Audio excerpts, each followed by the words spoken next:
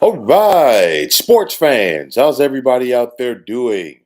William Martin coming at you one more time here on YouTube with another edition of the 300 Pounds of Sports Knowledge Podcast.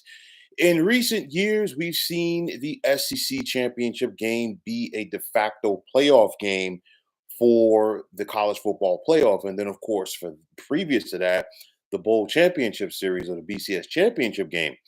And for anyone out there who thinks that this conference title game, as well as others, will lose their luster now that we are in a 12-team college football playoff format, soon to be 14-team college football playoff, well, think again.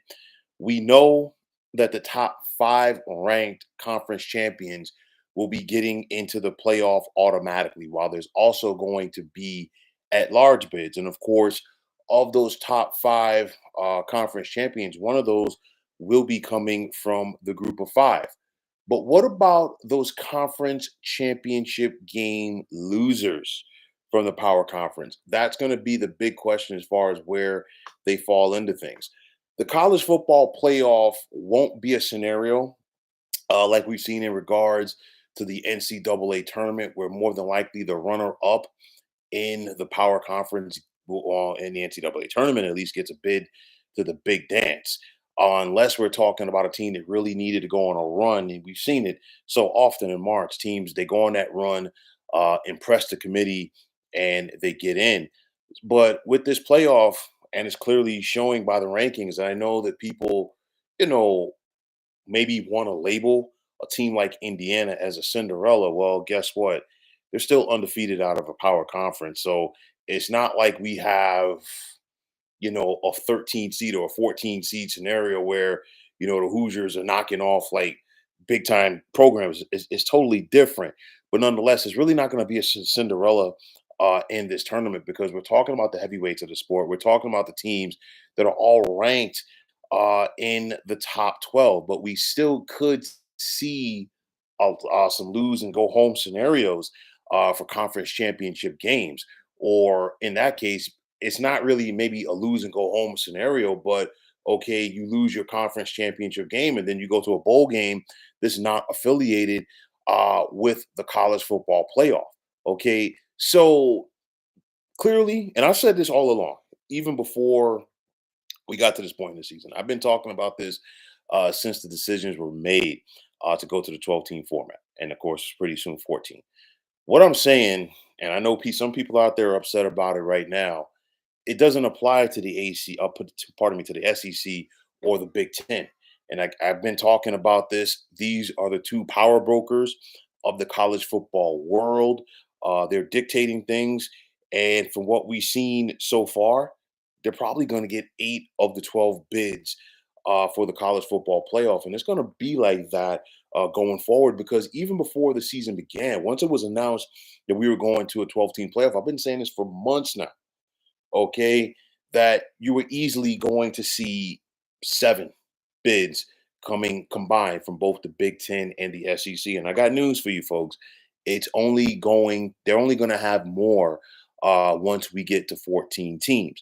So, with that said, the Big Ten's getting multiple bids. The SEC's getting multiple bids. Uh, what we've seen so far, it's a win and in or lose and out scenario for the ACC and the Big 12. It's going to be like that. I mean, you're looking at it right now. Um, your three teams in the ACC. SMU is 13th, Clemson 17th, Miami's 8th in the rankings. Okay. Big 12 wise, Colorado's 16, BYU's 14, Arizona State is 21, Iowa State's 22. But then you look at the Big 10 side, a lot different as the top 4 teams there all are ranked in the top 5 of the rankings right now. And the only way that you're not going to see 4 Big 10 teams get in, uh, let's say Penn State loses one of their last games. Let's say that Ohio State loses to Indiana at home. Maybe that would move the Buckeyes out. We'd have to wait and see. SEC wise, you're looking at it right now. They've got so many teams from that power league ranked in the top 25 of the rankings right now. Clearly, the SEC's champion is going to get in. More than likely, the runner up to the SEC championship game would be in there as well. But nonetheless, here's a very interesting scenario because I know people have talked about uh, a team with three conference losses not getting in. It might happen, okay? And the reason why I tell you is this: you look at the Southeastern Conference right now. Only Texas and Texas A&M have one conference loss. Georgia, Tennessee, Alabama, and Ole Miss all have two conference losses. So you're clearly going to see a team with two conference losses get into the field. But here's my scenario that I'm bringing up: A&M and Texas play each other on the last game of the season. So more than likely, you're probably only going to have one team with one conference loss get to the SEC championship game. Everybody else is going to have at least two. Of those teams with the two conference losses right now, clearly one of them is going to get to Atlanta for the SEC championship game. What happens if they lose? That's going to be very interesting right there as far as pushing that scenario. But nonetheless, like I've been talking about it, both the SEC and the Big Ten are going to rule the roost as far as the bids go. I still think, again, that the conference championship games are important because they're going to factor in to getting buys, especially when it comes to the SEC and the Big Ten teams. Teams are definitely going to want that buy because, like, you're going to want to play one less game clearly to get to the college football playoff. And okay, who's to say, okay, you don't get a bye and then you go and you play in the first round, you win the game, but then you have a key injury. Okay, that is a factor, a part of it that people have to factor in, and it could come down to that, and that could, hinder a team's chances going forward. But nonetheless, this is why I do believe that the conference championship games are still important because guess what? Guys are going to want that bye. Guys are going to want an opportunity to rest, and then on top of that, if you get the bye, you don't have to have an campus game, whether you're the visitor or the host. Clearly, after that, all your games are going to be at neutral site scenarios. So again, this is why I think it's going to factor in, and this is why I think it's important because the seeding aspect.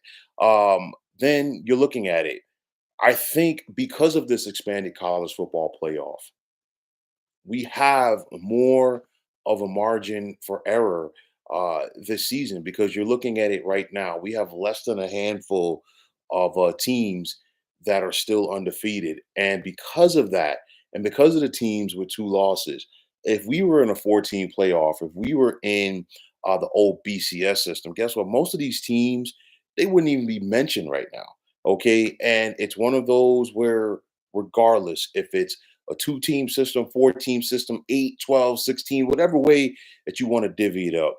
There's always going to have somebody who's going to have something to say. There's always going to be somebody who's complaining about it, but that is the nature of the beast. Everybody is not going to be happy, but you know what? Deal with it because you look at it, the race for the college football playoff, I feel I'm not going to say that it has fully impacted the play of this college football season because I just do believe in my heart that college football is one of the greatest things going. But then on top of that, you look at the parity in college football now, it's stronger more than ever. And of course, because of this expanded postseason, more people are going to feel like they have a shot to go out there and get to the postseason. But nonetheless, you look at the game as a whole. And there are simply no off days in the world of college football. You've got to go out there and bring it. There's no ifs, ands, or buts about it. So you look at these conference championship games, I cannot harp on this enough. They're still important. I guarantee you that SEC championship game is going, whoever gets there, It's going to be a dogfight, no pun intended, if Georgia gets there. But nonetheless, because teams are going to be clamoring for that first round bye. The same thing can be said about the Big Ten championship game in Indianapolis. We already know that Oregon has clinched a bid. That Big 12 championship game is going to be super important, whether it's Colorado, BYU, Arizona State, Iowa State, whomever, because guess what? The Big 12 might be a one bid league. And the same thing can be said for the Atlantic Coast Conference. You look at the American Athletic Conference right now, both Tulane and Army have clinched bids already for the conference championship game there. That is going to be super important. Why? Because let's say, and it's not a given, okay, I know the Boise in the current rankings, they would have a bye in the first round, but it's not a given that the Broncos are going to win the Mountain West, okay? Because more than likely, they're going to have to tangle with either Colorado State or UNLV again in the conference championship game. Clearly, a loss there would knock the Broncos out and it would get either Tulane or Army in. So, again, these conference championship games are still important and they are going to be important and they're going to continue to be important as long as there are bids to the playoff on the line. And clearly, this playoff system is not going away anytime soon. People got to deal with it. And it's funny because some of the same people that are out there complaining about things each and every week when they see the rankings come down, these are the same people or they work for the same schools that put these that agree to these scenarios.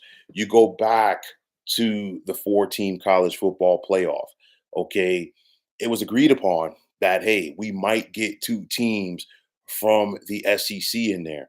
We might have a scenario where Notre Dame gets in there. And then when those scenarios happen, and of course it happened twice where we saw multiple teams from the SEC get in. It happened a couple of times where we saw Notre Dame get in and it took away a bid from another league. Guess what? Then people got annoyed just because, and I liked it like that because it showed just because you're in a power conference, it does not guarantee you an automatic entrance to that. And I think the Big 12, as an example, should have learned from that many moons ago. I think it was the first 14 playoff when Ohio State jumped them, and both TCU and I think it was Baylor, okay, missed out on getting to the college football playoff that year. So we also saw it with the BCS system, where it was something that was agreed upon, and it didn't become a problem until Notre Dame got in there, and they took away a bid from another power conference. Or when we had the scenario where LSU and Alabama, both out of the SEC, played for the national championship. These are the rules. These are the scenarios, rather, that everybody in place agreed to. So there's always going to be somebody who's going to complain. There's always going to be somebody that's beefing. But like I said the other day, the best way to take care of things is just handle your business on the gridiron. All of those teams that are currently on the outside looking in, hey, you know what? If you got a chance, go out there, take care of your business on the gridiron. If you're a team that's currently in the field of 12, go out there and take care of your business on the gridiron. It comes down to the same thing like scoreboard watching. You don't have to worry about scoreboard watching if you go out there and take care of your business. But again, like I said before, conference championship games are still relevant. Conference championship games are going to continue to be relevant. Okay. It's the name of the game. People just got to deal with it. And I don't know about you, but I'm definitely looking forward to that first weekend in December, whether it's the SEC championship game, ACC championship game, Big 12, Big 10, Mountain West, American. We can go right down the list. All of those games are simply important. And I still, like I've said before, college football is one of the best things going, and you cannot gloss over the importance of that first weekend in December. But folks, that is going to wrap it up. And as always, I want to take this time out to thank all of you for tuning into the 300 Pounds of Sports Knowledge podcast here on YouTube. I want to take this time out to thank all of you fine folks out there for tuning in. And if you haven't already, please feel free to subscribe to this channel. Now, if you're on the X, formerly known as Twitter, please feel free to follow me at 300 Pounds of Sports. And like I always say, if you follow me, it will be my pleasure to follow you right back. There's also the sports discussion group on Facebook at the Sports Depot 365 that you can check it out. Drop a line and be a part of one of the better sports debating sites going on social media. So, once again, fine folks, my name is William Martin, and I'm signing off. And I'm saying take care and have yourselves a wonderful day.